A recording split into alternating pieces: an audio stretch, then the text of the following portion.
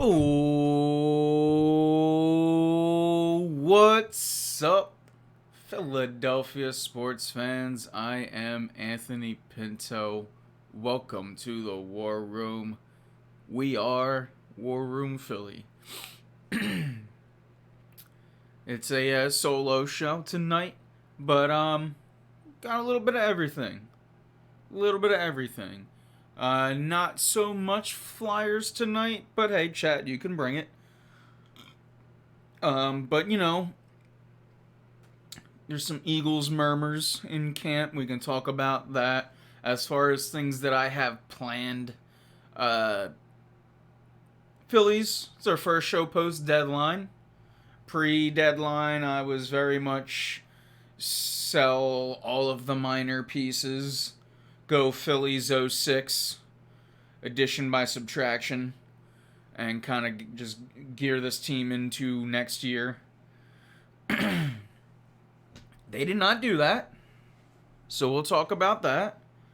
And as far as the Sixers go, they've made some moves, and we'll talk about the Sixers' moves. Oh, matter of fact, now that I think of it, I'm gonna do something I rarely do. But I'm gonna post during the show because I posted during I forgot to post the meme. So we're gonna post real quick the meme that I had ready.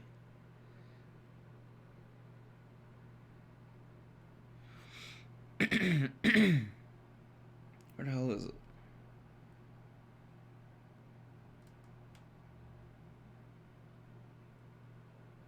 Alright, whatever. It didn't work anyway. But yeah, Andre Drummond is a Sixer. We can talk about that. That's the good move. The bad move, Furkan Korkmaz, 3 years. Why? Um, I can't wait for the Olympics to be over so that Dame Lillard can come home and not to Portland, but come to Philly. At this point, it almost seems like it's Dame or bust. Most of these teams, maybe Sacramento excluding, are starting to move forward, and it doesn't really look like Ben Simmons is at the forefront of many teams' plans. So, there's been a flurry of moves in the NBA, none of them really involving the Sixers. The Sixers, are pretty cap strong though, and their big moves are going to have to come via the trade. Whether that be Simmons, whether that be Tobias, whether that be getting creative. Doing more than one, both of the, who knows? Right now, the popular belief is that, Simmons will be traded. And assuming that the price is right, I'll be okay with that. I feel like most of Philadelphia just wants to get rid of Simmons. I don't want to get rid of Simmons, but I want Dame. You make Dame sure I want Dame. So again, it's a little bit of everything. Dame time. Ben is finished after last year. Gotta make it work. What up, Murph, Mr. Strip Sack himself? Yeah. Again, I'm not a Ben hater. I do acknowledge the flaw in Ben's game. I do acknowledge that, especially if you go and look at rookie tape of his summer league before he got hurt his rookie year, like, for whatever reason, he's just decided less and less to shoot. And not only to not shoot, but come playoffs last year, just to not want to do anything offensively. Literally, what all of Ben's haters said came true that last season, that series against the Hawks. It was 4v5. It was absolutely 4v5 offensively. So I still tend to believe that Ben Simmons' game can and will be fixed. But the thing about Dame is if you get Dame, then your window is set. Your window of winning is set. It's now. It's when, while you have Dame in his prime, while you have Joel Embiid in his prime. If you get Dame Lillard, Philadelphia all of a sudden might become a destination spot for all these free agents.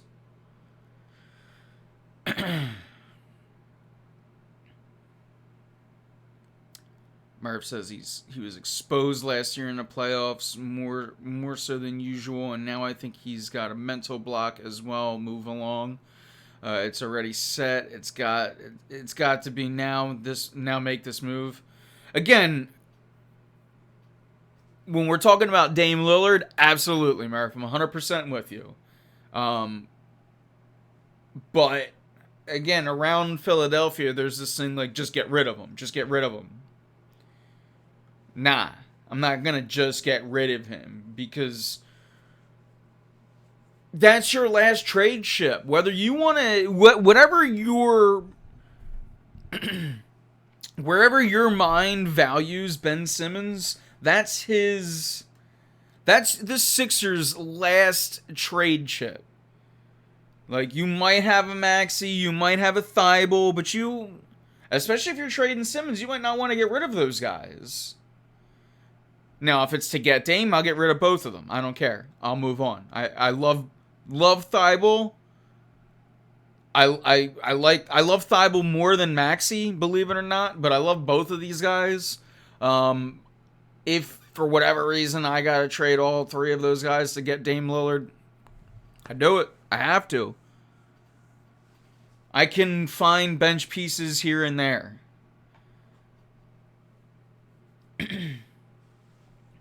Some random notes while I'm at it on the NBA. Furkan Korkmaz, 3 years, $15 million. I just don't get it. I don't understand what the Sixers are doing with Furkan Korkmaz. I don't understand who is banging down Furkan Korkmaz's door. I don't get it. People are saying it's going to be part for a trade. I just don't get it, man. I really don't. Dwight Howard, one of my favorite NBA players. It's going to be a one and done here. That's unfortunate. I really liked Dwight Howard just as a player. I get the... I mean, he had a bad... Look, feels like you could say this about everybody, but he had a bad series. He had a bad playoffs, maybe even. But what he brought throughout this regular season... at times really played well. I think he led the league in rebounds per minute, which is insane given his playing time. But the Andre Drummond signing is an upgrade. Where Howard is at this point of his career and where Drummond is in this part of his career, I think it's an upgrade. And he's a very solid rim protector, very good rebounder, much like Dwight Howard, younger in his career. Lakers signing everyone, and people wonder why I hate LeBron. Yeah. I mean, isn't that why LeBron went to LA? So he can, create a super team eventually? That's going to be a fun team to hate. Yeah, there's not a player on that roster I like. I hate the Lakers. It's just like, maybe it's because I'm still scoring from 2001, but I hate the Lakers, man. I hate LeBron. I hate the Lakers. Like, I'm not a LeBron hater, but I hate LeBron. Longest tenured Laker, only 3 years. Yeah.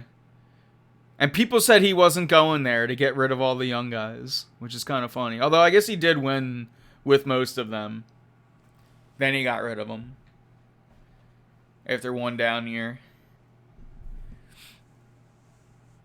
But yeah, it's...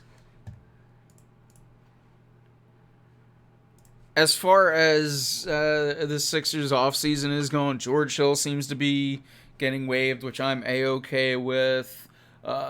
Again, the Furkan Korkmaz 3 years kind of makes me lose faith in this organization. But if they get Dame, I'll shut up. I'll eat my words. Right now, it's just like, you see all these teams doing everything, and I guess there's two paths. But I'm gonna go towards the more golden one right now, and I'm just hoping that it's Daryl Morey setting his cards up. Don't you were big into Cork? No, I freaking hate him. Uh, I hope Daryl Morey is, my patience is checkers, and I hope he's playing chess. My hope is that, he's waiting for Dame Lillard to come back from the Olympics, and then he's gonna try to strike. My backup hope is that, okay, we bring Ben back and we still wait for Dame to become unhappy, and that's the midseason trade. But a midseason trade for Simmons seems very unlikely, and I'll say it one reason why. If Simmons all of a sudden comes back and he's fixed, are we going to be wanting, I guess still for Dame Lillard, maybe? And if he's what we saw in the Atlanta Hawks series, is anyone even going to be worth taking a shot on him anymore? Like, is there still any hope? Is he still, after another off season and, And yeah, that's where I'm at. Thought you were big into Korkmaz. That one still gets me. What up, Stun? I see Dennis out there in chat land now too. Guess Drummond got tired of Embiid bullying him. Hill went back to the Bucks. Yeah, we just talked about Hill. But yeah, and in fact, I'm gonna find it. I'm saving it onto my computer, and now I'll be able to post it. I want to forward it.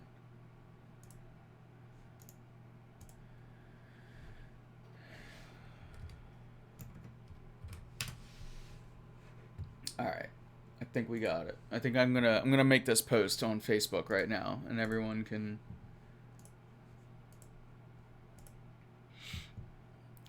see the dankest of dank meme. I gotta wait for Facebook to be stupid.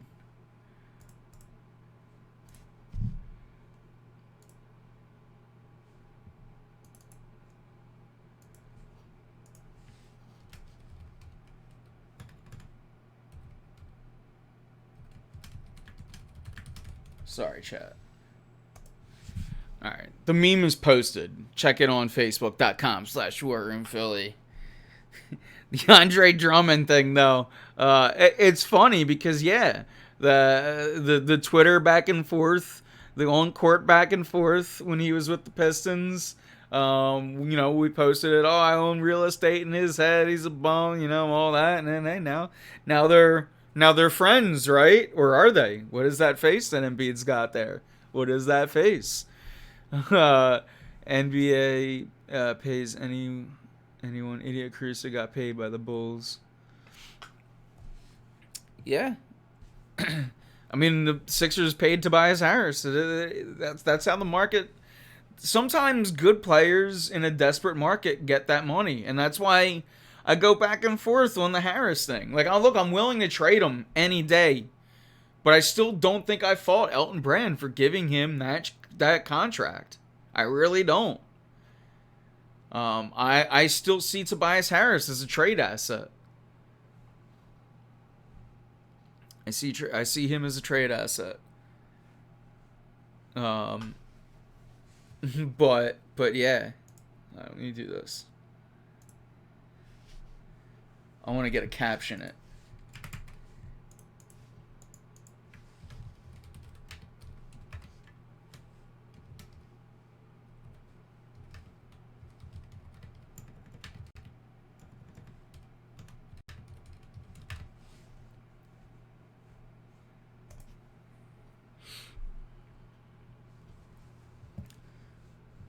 Matt Geiger's not still getting paid by us. Brizgalov is. Brizgalov by the Fly Guys. Yeah, but not Geiger. What was the other? Did I miss? I'm hoping once football starts and everyone is following the Eagles, he pulls off that big trade. I kind of want it to happen before the season, if not. Because look, if the season starts, then I got to go into Ben's support mode, which I have no problem doing. I am a Ben supporter, believe it or not. They exist in Philadelphia. I like Ben Simmons. Again, I'm not in a rush to push him out of the door, but I've said even before last playoff series, I've said it multiple times through multiple shows during the Sixers' #1 seed regular season. I trade Simmons for Dame Lillard. That was kind of always to appease the Ben haters. I had to show them that they're like, I'm not. I don't come off as, I don't want to become like a Ben protector, but I like to keep it real. I see both good and bad. And I think a lot of the times people only see one or the other. Phillies, just when I think I'm out, that's when I'm ready to leave. They pull me back in. That's what I'm asking people today. Are you... Look, the Phillies bought. At the deadline, the Phillies bought. Do you buy the Phillies? Are you buying in? How much stock, if so?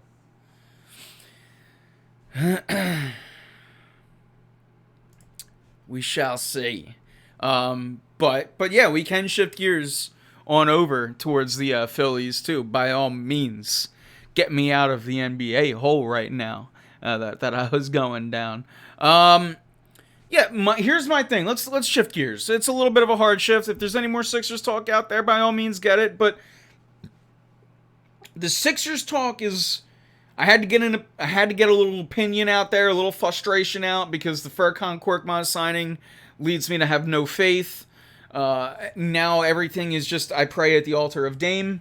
I need something to be really excited for as a Sixers fan again. In my opinion, Dame Lillard is that.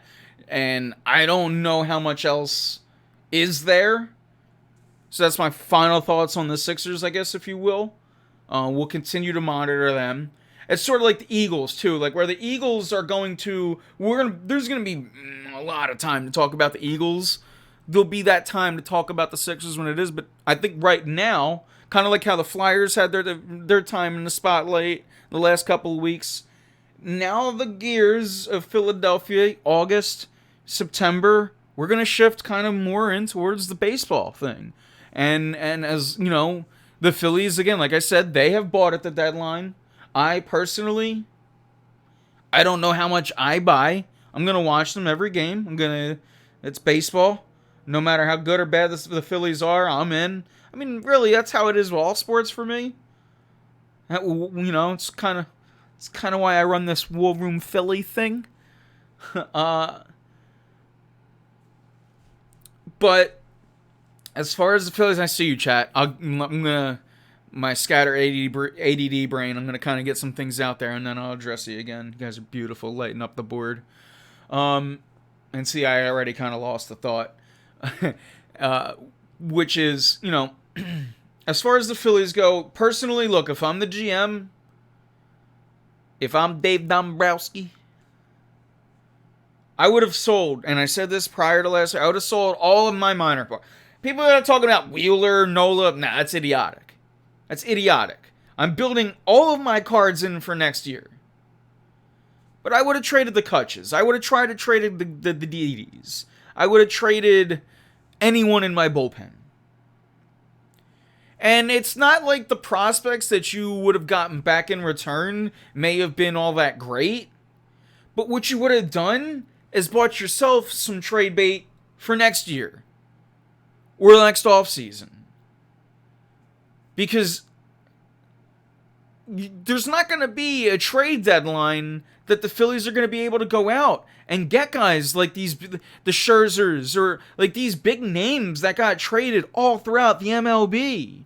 The Phillies will never be able to. They're always going to be able to get the scrap heap like they got this time. The Kyle, the Kyle Gibsons, the Ian Kennedys, the Freddie Galvises. That's what they're going to get because they can go, oh, we'll give you this double A guy, oh, this low single A guy. Yeah, you take them. They're no names. And it's just basically salary dumps from the teams that are giving you the players.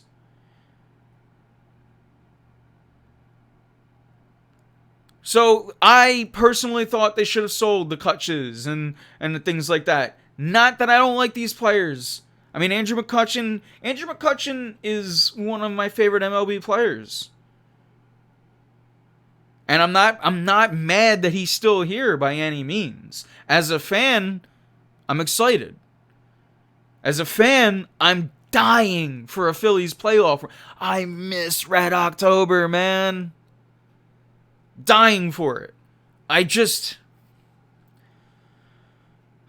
The most positive I can be is if Aaron Nola comes back, if he wakes up, I mean, we've seen, like, it's not like Aaron Nola has been the worst pitcher in the MLB this year. I think sometimes when you listen around the town, it's like Aaron Nola's total dog poop this year. He's had some bad outings, but he's also had some no-ace outings as well.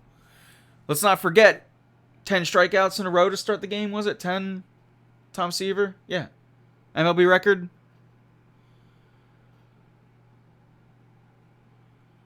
So, as a fan, I'm excited because I like the prospects of a playoff run. I think maybe even in a one game, you can maybe win. Zach Wheeler, maybe in a 5-game series, with Aaron Nola back to, maybe not no ace, but no number 2. And then, can Zach Eflin finish a season? Because he hasn't done it once in his career, and he's injured. But if Zach Eflin comes back and gives you what he was giving you, you can win a short series. That's me being optimistic. How can this team win a 7-game series? Now, that's looking way far in advance. But as far as right now with this team, I can't buy in that they're gonna be able to carry this through regular season and win. However, their competition seems to only be the Mets. When it's Phillies v Mets, I kind of like the chances. Kind of like the chances of potentially the Mets being the one to implode, right? All right, chat. So let's get back to what I miss.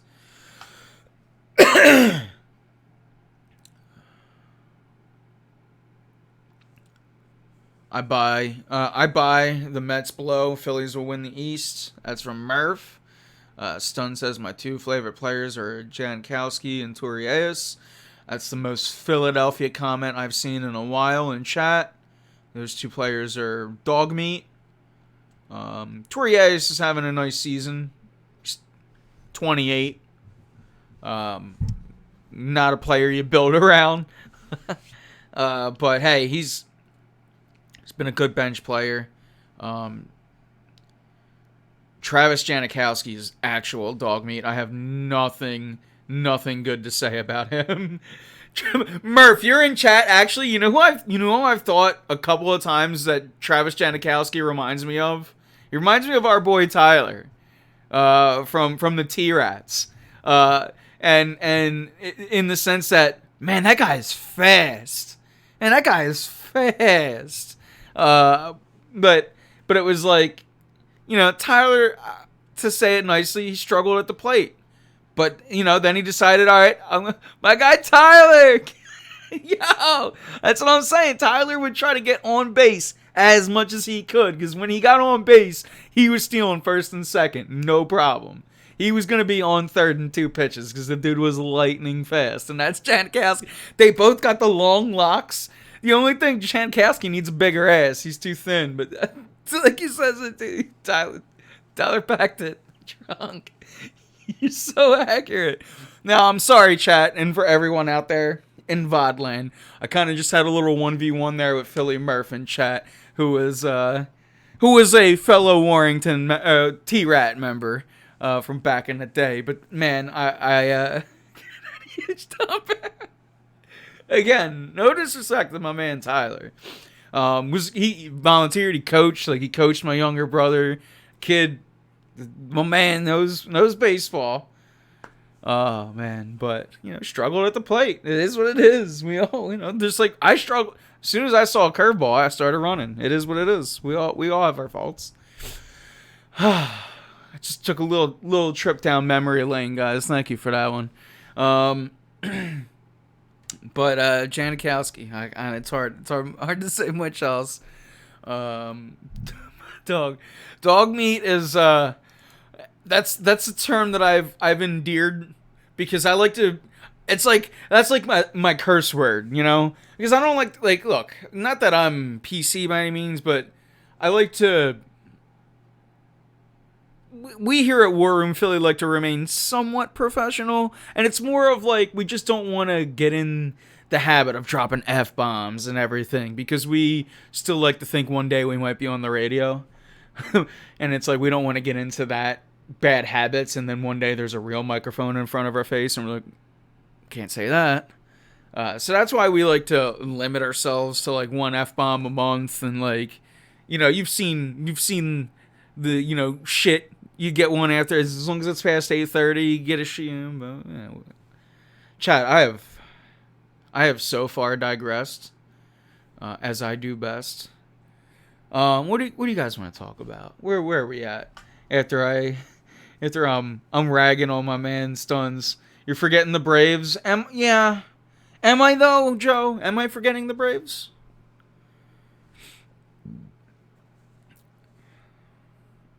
Again, I guess by my own admission, if the Phillies are a bad team and have a shot, then the Braves, if they're a bad team, they have a shot. I'm surprised none of you guys in chat have mentioned the fact that our boy Cole Hamels isn't coming to Philadelphia. And I agree, yeah, Acuna, like after they lost Acuna, I personally felt like they kind of lost their oomph. But again, if my logic is that the Phillies can win this division, which I don't necessarily buy into, but just in theory, let's say I do, then by that admission, I can also write the claim that the Braves can. Again, yeah, Joe, only 2.5 back. I can't. I have no real logic to say that they can't win. So I won't argue it by any means. I won't, because it's a bad division. If we're gonna, I know I'm wearing the Eagles shirt, but it feels early for this talk. But this is how it's gonna sound when we're talking about football too. It's a bad division. Anyone can win. It's a bad division. Jalen Hurts. My man Keith dropped me some good Eagles notes if we want to talk any Eagles. I was like, what do we even talk about if it's the Eagles? It's so early. And, not to be boomer radio, but it's like training camp at the link and still dealing with pandemic stuff. It's hard to get anything out of it. Starting to hit some. You know what I just realized? I had the Phillies game on. I never put my headphones. This whole show has been a hullabaloo. But I think nothing ever has played during this whole show, like on my computer. Look at this wire issue. We gotta disconnect. We gotta reevaluate. Phillies are up 6-3 though. They were supposed to be on my screen the whole time. What happened was I was getting ready to start streaming. I hit the record button and OBS crashed. My Streamlabs just bleeped off, and all of my screens, it was real weird. Like, everything just went down. Like, all of my programs minimized. And then I was like, what? So then I scrambled, threw everything on, and still maintained my... I was so proud that I had the mic in front of me this time, and here I am, still maintaining my status for least prepared streamer on Twitch. But yeah, the Phillies are up 6-3. They were down, what was it, 3-0, fought back 3-2, 3-3. So yeah, and so we got the Phils, we're following along. Starting to still have so many holes, but I really think we win the division. Murph, I hope you're right. Murph, I hope that prediction is as accurate as when you said strip sack and the Phillies were like, or the Eagles, more specifically, Brandon Graham was like, I got you, fam. Real quick, another one. Philly Murph was in my bar, my basement, my bar, when the Philadelphia Eagles won the Super Bowl. And I swear to you, not only did he say strip sack, he had his phone out recording. And he has everyone in the room's reactions when it happened. And I'm thankful for that. Like, I'm going to remember that video when I'm in a rocking chair. Like, the fact that you're like strip sack. Not sack, not fumble. He says specifically strip sack before the play, and Brandon Graham goes and does it. That's insane. That was like almost, but somehow nowhere near as good as the other night. Sitting down at the dinner table with Jay Ziggy, and we're sitting there and we're eating dinner, and I go, Brad Miller's up to the plate, and I'm just looking at it, and I go, he wins these. And then, boom, he does it. He hits that grand slam. Rager got his ass chewed out. I hope that helps it gets him going. From what I heard about Rager early was that it was like he got hurt during his conditioning test. That was the latest. That was like what I heard about him. And then, who was it? Goddard was the other one. Goddard failed his on a technicality because he went left instead of right on something. But the Rager thing is as concerning as the Devontae Smith thing, because it's for Rager, it's a continuing trend. And for Devonta Smith, it's for the people that say, oh, he's too small, or this, that, and the other. It's that. And then secondly, it's starting him on the same path of Rager, which he's hurt in camp. He falls behind. You hope that doesn't happen. What you hope for in this Eagles wide receiving core is that you get, first of all, health, and then you have a number one in Devonta Smith. You have a much more relieved Jalen Rager in a role that he's potentially more suited for as the number two. And hey, maybe you even have a resurgent Travis Fulgham as your 3 and your slot receiver. Who knows? But if you can have all 3 of them at their best, there's some positive for the Eagles, I would imagine. Assuming that your quarterback can hit them. And we'll see. We'll see. Again, I'm not a Rager hater. Or not a Rager. I'm not a Rager hater. I'm not a Hurts hater either. I'm also not a, you need to give him a chance, and this, like, I am always willing to go out there and, get a better quarterback as I was around draft time. As far as, like, and I realize now that I said that, I have to nip this one in the bud. I don't want a serial rapist on my team, so I have no interest in Deshaun Watson. But if there's quarterback available that can make your team better, I'm always down to look for one. Again, don't want a serial rapist, so I'm cool on having Deshaun Watson not come to Philadelphia. But it was never because I need to give Jalen Hurts a shot. I'm excited to give him a shot. Not that I'm the one giving him it to him. I think that Jalen Hurts has all of the intangibles. I just don't know if he has sort of the tangibles, and we'll see.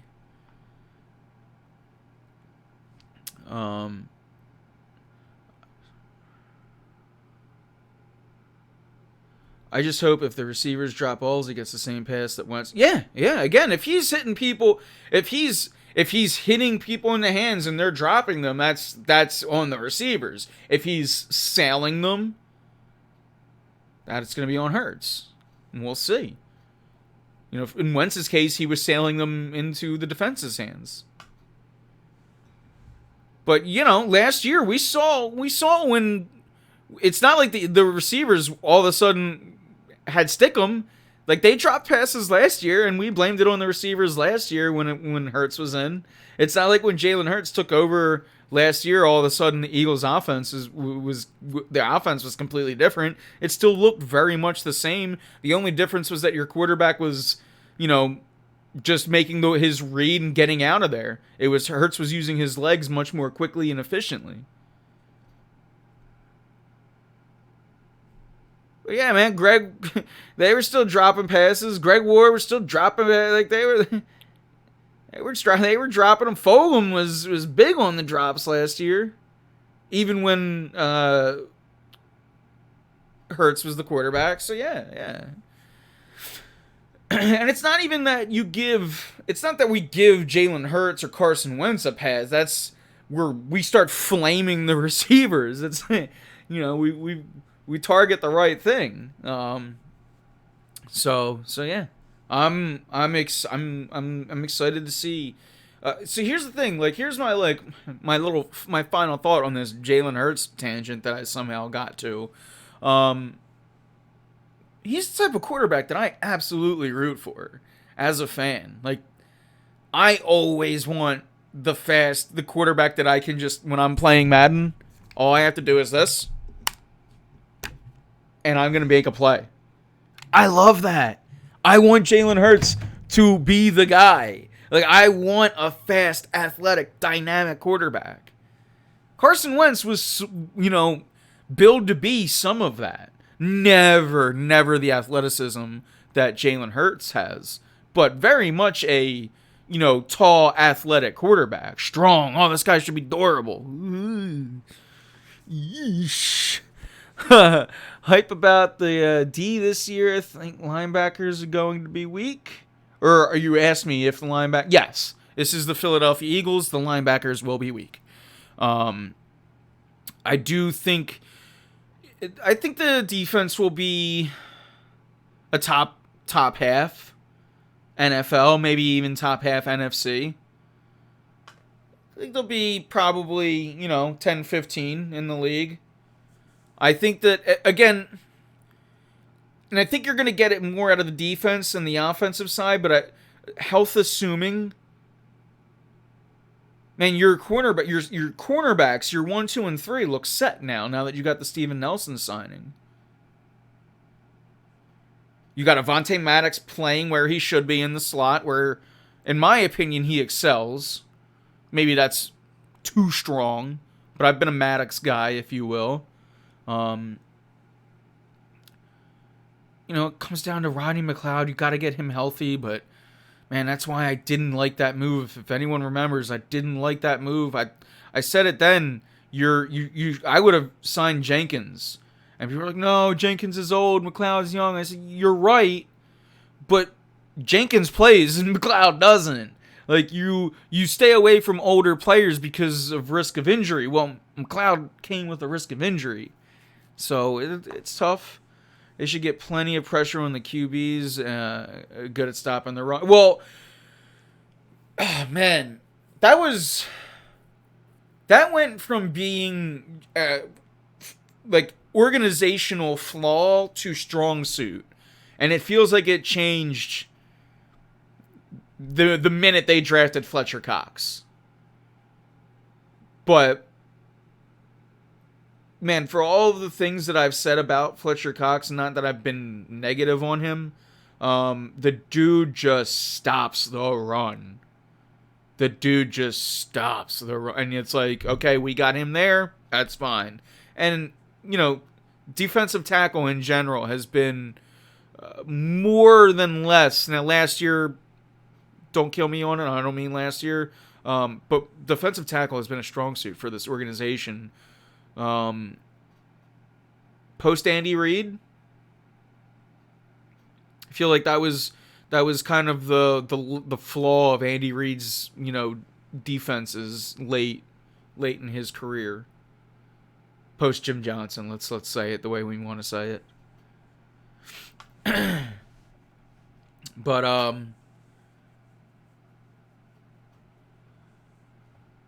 But yeah, it's with this Eagles team this year, they're a huge question mark. I still tend to be more negative on them. I'm probably the most negative one here out of us in War Room Philly, including actually from the group chat, even including Greg and Kev, our other two. Are like our, I don't want to call them that, but our guests. But yeah, I guess I tend to be, and my negativity is purely out of, what have we seen the last three years? Injuries. I don't think that a new coach comes in and all of a sudden everyone stays healthy. I just don't. I think the offensive line is going to get boned one way or another. I think your defensive line will probably get hit, but still somehow keep going through it. You really need if your secondary starts to go down, then that was the biggest problem last year. Is your secondary started dropping like flies, and say what you want about Jim Schwartz, but man, he was working with 5 and 6 and 7th string cornerbacks at times, and you could be a bad coach, and that's still not going to help. Yeah, giving up, and again, that's gotta have they gotta have a backup plan for Rodney McLeod more than anything.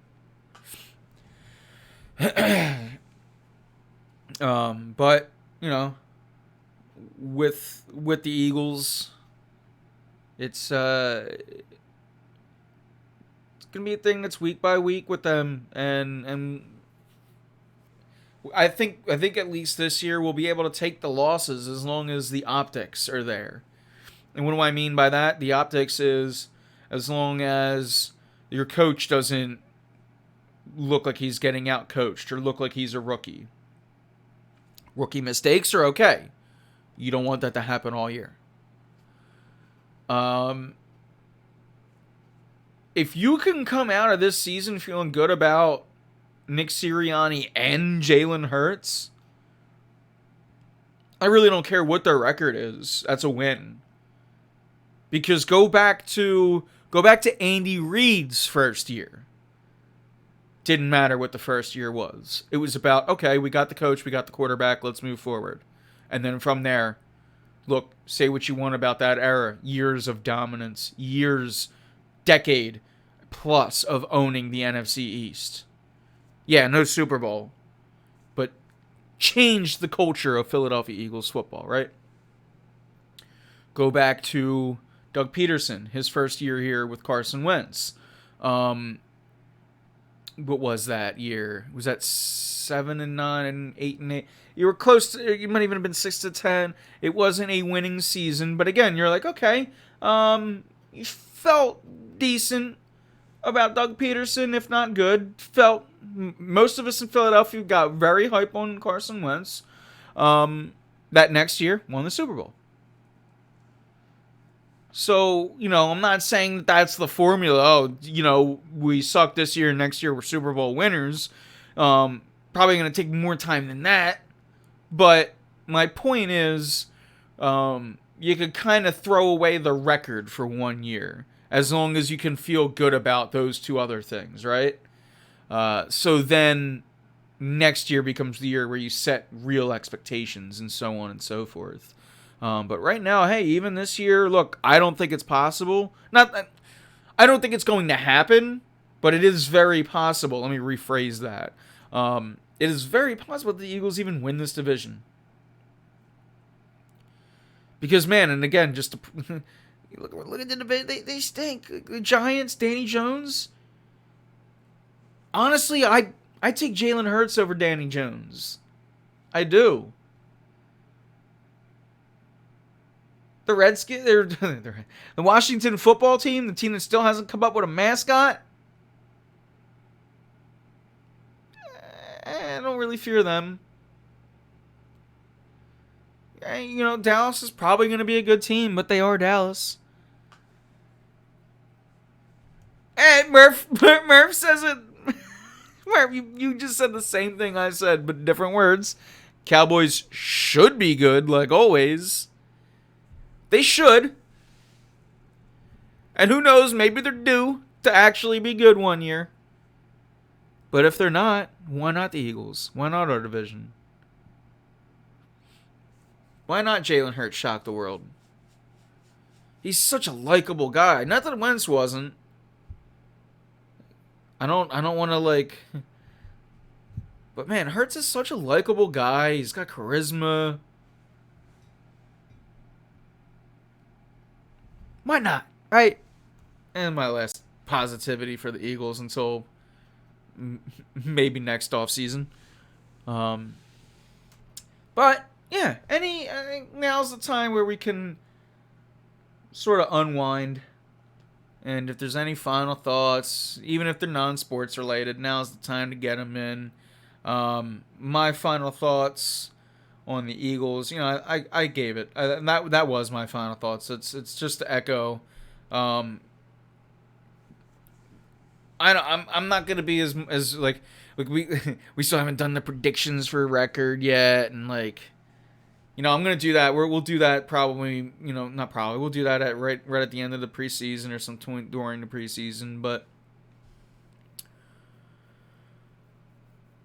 it's not about records. Honestly, it's about two things: coach and quarterback. You could build so much else so much easier if you have the coach and you have the quarterback. So we shall see. Now, here's a question that we'll ponder throughout the season. Is it possible that you can have one and not the other?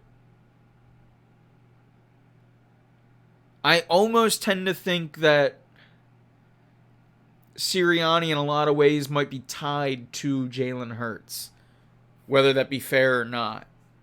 But let's say, for instance, Jalen Hurts doesn't seem to be the guy. He's inaccurate, or he's hurt, or whatever. Whatever it is for you that you decide he's not the guy. The Eagles are having a bad season.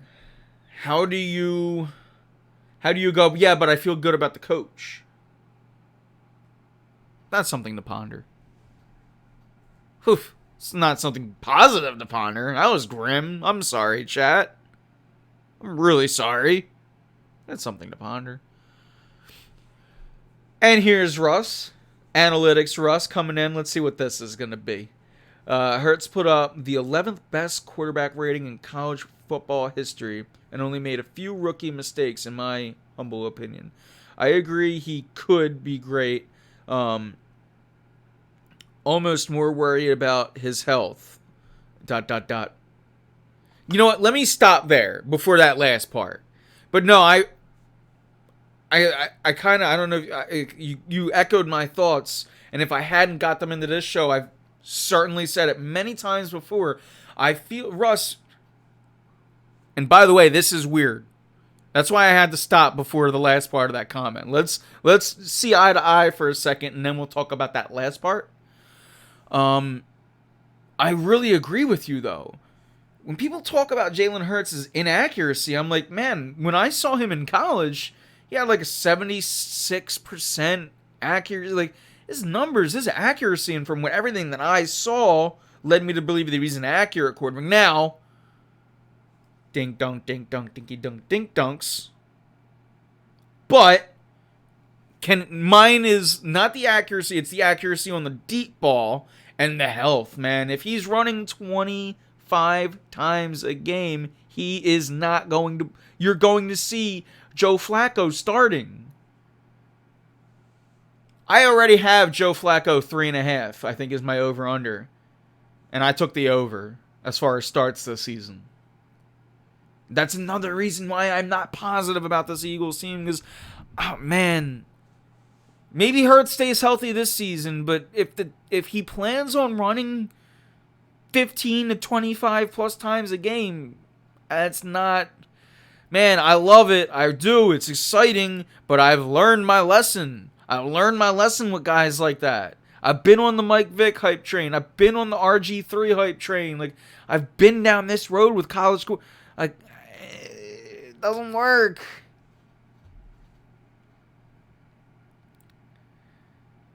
But yeah, the Foles thing, no. There's no Foles. He would already, you got Flacco. You know, there's no Foles trade. Not coming here. Now, if you're talking about with the Colts, that's a whole different story. And Nick was very pleased to give his thoughts on possibly going there. But yeah, his legs will get him out of a lot of hits, to be fair. But yeah, he can't run 15 times a game. Yeah, his legs might get him out of a lot of hits, but they also might put him into hits too. We'll see. We'll see, man. I'm as much as I hate to be it, I'm not giving strong sweeping opinions or takes on Jalen Hurts. I've given what I can. What I've seen leads me to believe that he is an accurate passer, at least in the short pocket. I'm worried about his deep ball, and I'm worried about his health. Outside of that, man, I think Hurts has got everything. He's got spunk. He's got charisma. He's a leader. He's got athleticism at the wazoo.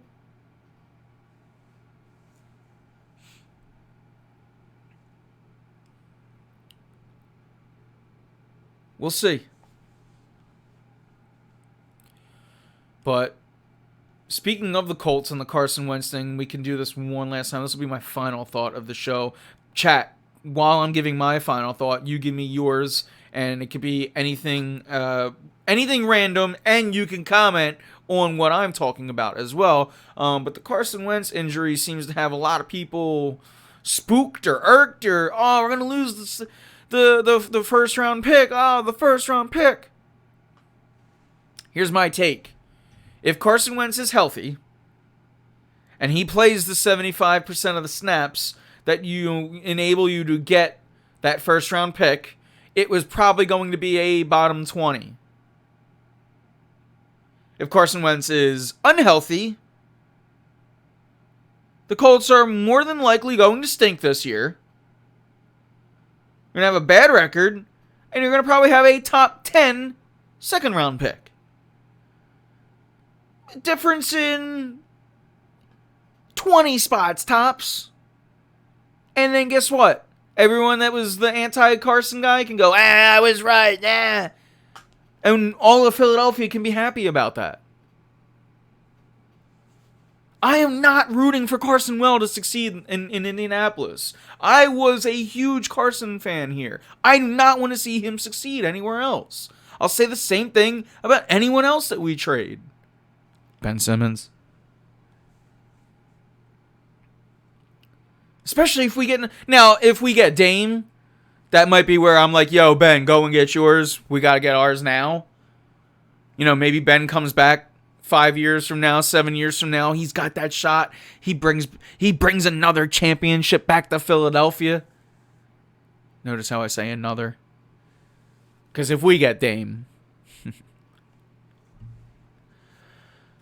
But I digress. Chat, we went all around the world tonight. It was a fun one. We are right at the 1 hour mark, which is nice because, man, Kevin and I don't mean this in a bad way, we have been dropping the content.